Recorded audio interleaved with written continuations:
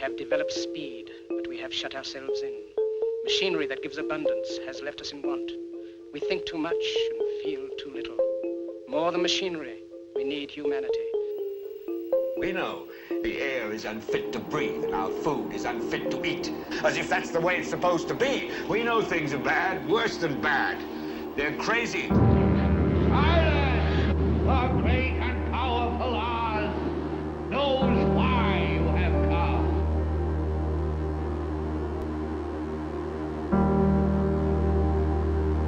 You've got to say, I'm a human being. God damn it. My life has value. You have meddled with the primal forces of nature. Don't give yourselves to brutes. Men who despise you, enslave you, who regiment your lives, tell you what to do, what to think, or what to feel, who drill you, diet you, treat you like cattle, use you as cannon fodder. Don't give yourselves to these unnatural men with machine minds and machine hearts.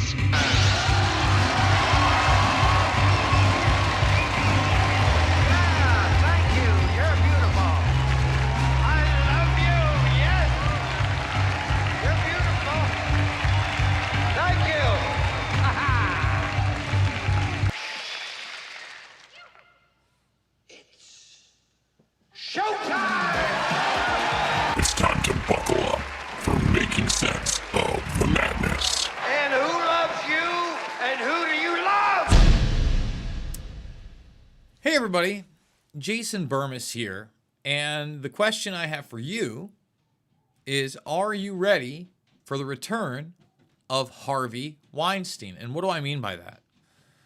Well, in the backdrop, really over the last year or so, but particularly since the Candace Owens interview about 5.5 months ago, there's been this glow up, if you will, of Harvey Weinstein saying that he got a raw deal.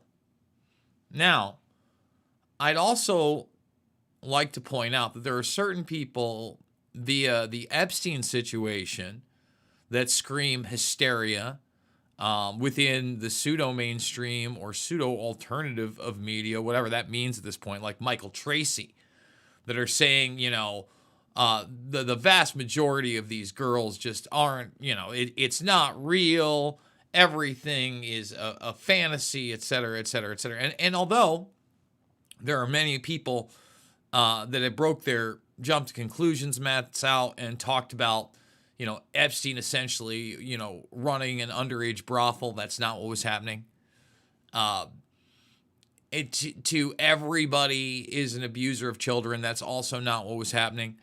A lot of these new emails that are now actually getting reported on and being poured over, it's new. Okay? It's new, and we need to really dive into some of that as well today, because there does seem to be, at least on the peripheral, an association between Epstein and not only the entertainment industry, but Weinstein himself. We've got that picture we're going to show you. But, you know, Weinstein was just in court yesterday, and he is in the process of appeal. So I want to talk a little bit about this case before we really kick it off. Number one, I do not believe that everybody that came forward via Weinstein was 100% truthful. Let's start there. This is Hollywood. This is make it or break it town. This is a very transactional and sadistic, masochistic place. I want to put that, when, you know, people talk about selling your soul to the devil. Well, it don't come in some supernatural form, right? It's an ideal set. It's the things that you're willing to do that are obviously, even in your mind at the moment, morally grotesque in some manner. But that works out of you, okay?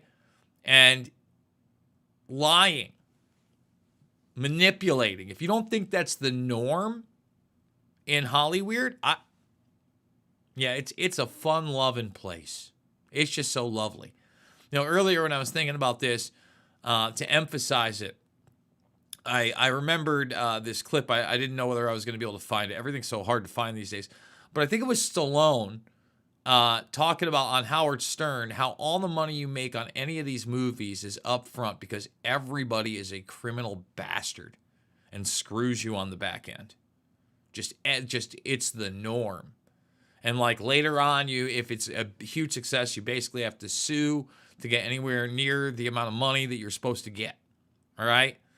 So I'm not crying any rivers for Harvey Weinstein. I didn't see anybody, not a single person, come forward and somehow defend Harvey. A lot of them claimed ignorance.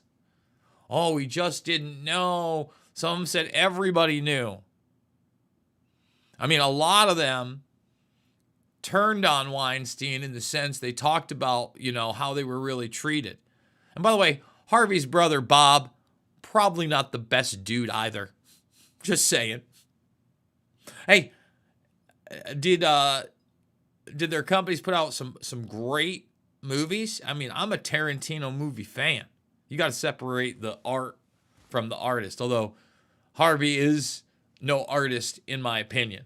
Now, Candace Owens, and we're going to just show you, we're not even going to play a clip of it. I'm just going to show you that you can find it. It's over on YouTube right now from 5 months ago. This interview it was nutso to me. It was a huge apology. Now, Weinstein does talk about how he'll take a lie detector test. And look, like I said, many of these women may not be honest in the relationship because a lot of it was very transactional. Like I've seen some emails after the fact of some of these assault incidents, which may or may not have happened. I'm not questioning that. I am questioning the morality of somebody that if that happened, they go back to them in this like friendly manner and have a relationship. Because that certainly happened in some of these cases. But I didn't see Candace Owens talking about his relationship with Epstein. I didn't see Candace Owens talking about Black Cube, the private Israeli security firm that he used to intimidate some of these women. I mean, we'll get into this latest court case and the appeals, but basically, they're not only saying that the evidence was insufficient, but that a couple of the jurors have now come forward and said they were bullied. They were bullied by the other jurors to convict Weinstein. Oh, they bullied him all right. So we're going to talk about that. We're also going to talk about some new revelations, not just via Trump and Epstein in these emails, but in particular, Peter Thiel and Steve Bannon in these emails. I told you guys, these emails are a small glimpse into the communications with Jeffrey Epstein, but it shows the network that he maintained after what happened in Palm Beach. These are the people, all right, that you're dealing with. They look at most regular people as things. Things are very transactional. I think that's one of the things that really needs to get out there and people need to understand. And we're also going to show you the lawyer that beat Epstein that has a ton of different victims. And I would encourage you, we played this whole thing. Maybe I should do a whole watch along with this down the line. It's like a 22-minute press conference. The problem is you can't really hear the press when they ask the questions. But he gets asked specifically about the Weinstein case and whether or not there's any similarities. So we're going to get into all of it. Thumbs it up, subscribe, share. I need your support. I need your support now more than ever. Yes, we are remonetized on YouTube, but it is a slow climb. In fact, I was trying to put in the little goal with the super chats before, but it was not letting me. I hope that that's not just a broken feature for me. I hope something hasn't already happened to the monetization, but we're not killing it on the monetization anyway. Believe me, there's a lot of work to be done. And I do want to thank people like Ellie and others who have supported the broadcast recently. I think she says, I like your measured exploration of conspiracy content. Well, again, the definition of a conspiracy is just simply two people planning to do something in secret, or, just planning to do it, or not even in secret, but because it's illegal. I mean, conspiracies happen all the time, right? When we're talking about larger claims, when we're talking about fraud, when we're talking about coup d'etats, when we're talking about technology, when we're talking about eyewitness accounts, well, we like to have a measured response here for sure. So if you like that, also ring the bell if you're subscribed. But $5, $10, $15, big donors, it means the world to me. I appreciate that 15 spot, Ellie. And we also want to thank Marigold Resources. MarigoldResources.com. They buy and sell businesses. My man McGreevy is on it. If you need some paperwork looked at or beyond, check them out. We're in the Quad Cities. He also has this great independent media outlet, rcreader.com, and this piece on Liddy. You can give me a follow on X right now at Jason Bermas, and that's where you see a lot of the raw stuff, stuff that we haven't covered here. We're going to get into this little Tweetski and Hutch and that one in a moment. So again, you want the raw stuff, maybe give me a follow there as well. All right, let's get into it. Harvey Weinstein, prosecutors say, defense jury misconduct claims are implausible. So they're saying there's misconduct in the jury and people were bullied. This is out of the Associated Press. Reuters, the Associated Press, pretty much two wings of the same bird, right? Prosecutors urged a judge on Wednesday to reject Harvey Weinstein's claims that his June sexual assault conviction was marred by threats and bullying among jurors. The disgraced movie mogul lawyer submitted affidavits last month for two members of the jury who said they regretted voting to convict and only did so because other juries bullied them during 5 contentious days of deliberations. The Manhattan District Attorney's Office said that the claims were inconsistent and implausible and gave no legal basis to overturn his conviction. One juror, who alleged seeing threats and intimidation, had earlier told the judge he only saw playground stuff.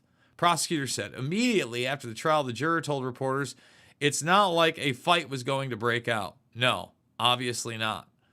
Weinstein's bid to overturn the first-degree criminal sex act conviction utterly fails on both the law and the facts to meet the standard necessary to set aside the guilty verdict. Now, I would totally and completely agree with that. It's not like there was real intimidation. I mean, 5 days of deliberation is tough. I told you, it wasn't a cut and dry issue. Okay? I think, number one, when you look at it, you want people to poison the well if you're Weinstein. Now, I'm not accusing him or his lawyers or anybody of anything. Because I also think there are opportunists that realize with a conviction, they'll be able to sue and they'll be able to get some money out of it. I'm not a believe all women all the time thing, but you take a look at that guy. Sometimes you actually wear your inside on the outside. And earlier today, I'm not saying it's true, right? But I saw this headline. I said, Adolf Hitler had a micro penis. His DNA suggests Nazi leader carried a gene that leads to deformed genitals and was predisposed to schizophrenia and ADHD. Now, that could be 100% Johnny Nonsense headline. But I'm a comedian. Sometimes I think I'm funny. And I said, it's not out of the realm of possibility for powerful, horrible people. Let's not forget about Harvey Weinstein's disfigured genitals. So Harvey was on the mind a little bit today. And that court case with those disfigured genitals. Now, but let's just show you. Candace did this interview, and poor Harvey. As softball as it gets. All right, and I'm not saying Candace gets it wrong all the time. I'm not here attacking Candace. But Candace, you got the McGregor situation way wrong. Way wrong. And you look at the documented use. She's always talking about Israel. Well, this spy network is Black Cube, okay? These spies, Black Cube, Ronan Farrow, go check it out. New York Times, check. It's everywhere. This is like ex-IDF, ex-Mossad running a privatized spy network that intimidated a bunch of these women. I mean, Rose McGowan's story, again, it's Hollyweird. Believe who you want, when you want. I'm saying take it all with a grain of salt, but come on. All I know is I won't be hiring Black Cube anytime to do any work for myself. I sincerely hope that Black Cube has never been used against me. Can't guarantee it, right? I guess you wouldn't know, because apparently they're very, very good at their job. Now, we're about to get into this video in a moment, okay? But here it is. Prince Andrew hosted Epstein, Maxwell, and Weinstein at the Royal Lodge. It's a party. These are the circles they run in, all right? And this is Bradley Edwards with his lawyer being asked about the Weinstein case and whether or not it connects to the Epstein case. Now, remember, like you can just see one of the stacks and stacks across of documents, and several of the victims are there. Edwards, hundreds of victims with Epstein. And he's always been very measured about it. Like I said before, a very small percentage of these girls were underage and then pimped out to others.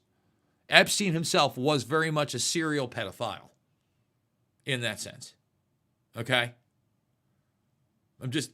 These are the facts. But here he is. Let's go to Bradley Edwards and see what he says once he's asked about Weinstein.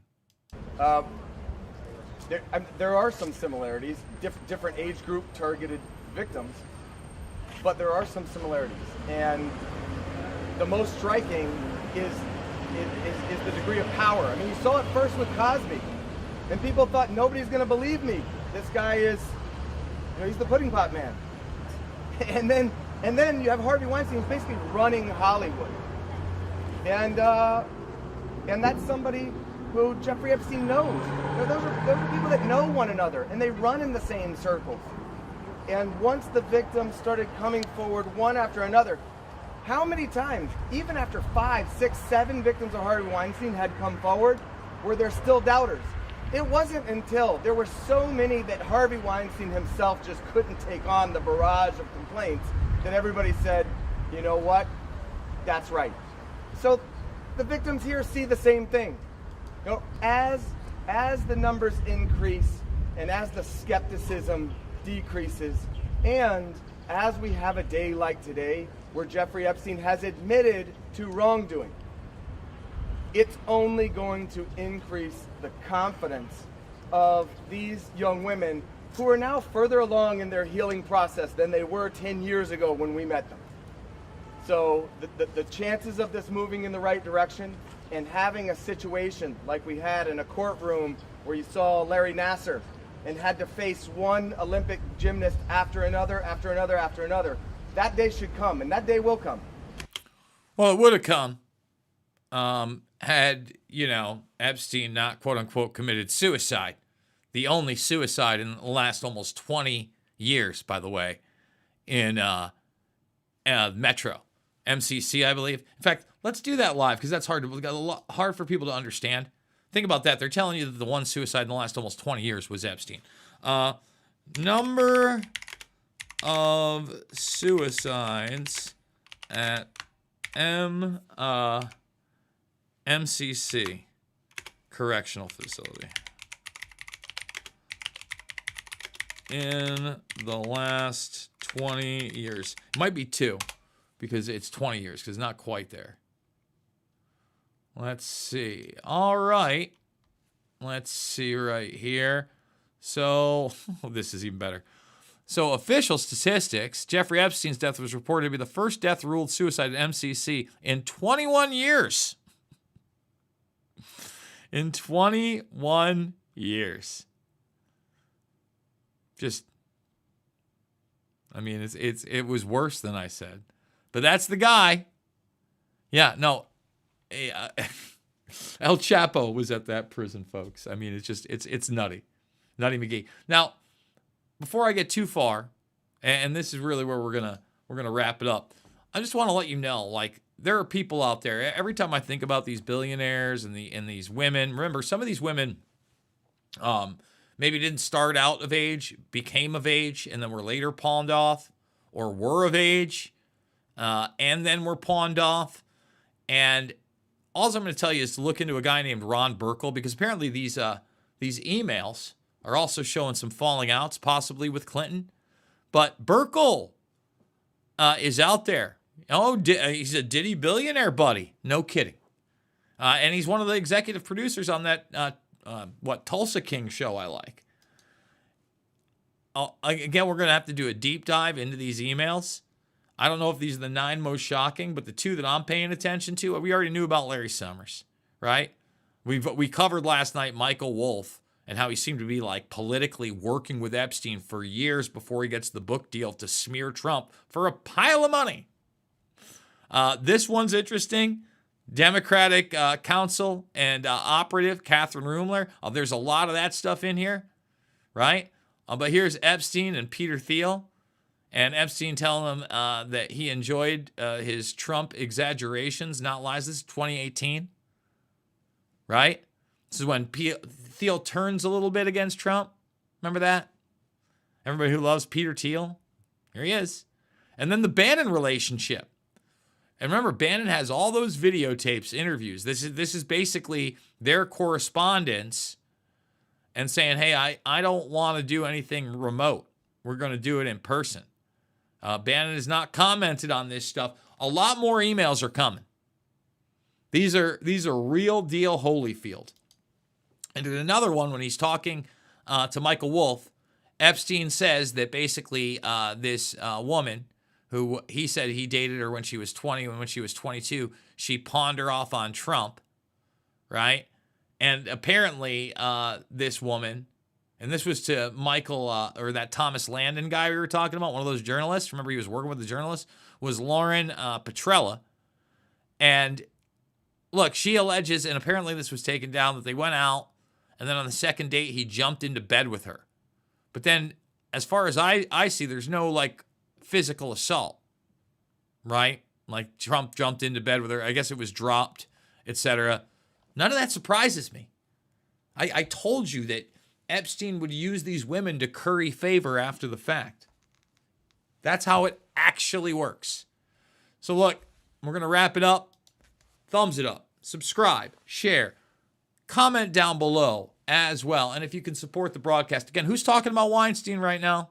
Who's warning you that this appeal might actually go through? They're acting like it's not. I wouldn't doubt it. Don't doubt it. Okay, I'm hoping it doesn't go through. I'm hoping the guy spends the rest of his life in prison. I don't know. I mean, you got Kevin Spacey walking around doing interviews with Tucker Carlson. The glow-ups, everybody. Let's glow them up. Support the broadcast. Links down below. As always, it is not about left or right. It is always about right and wrong. I absolutely love you guys, and I will see you all on the flip side.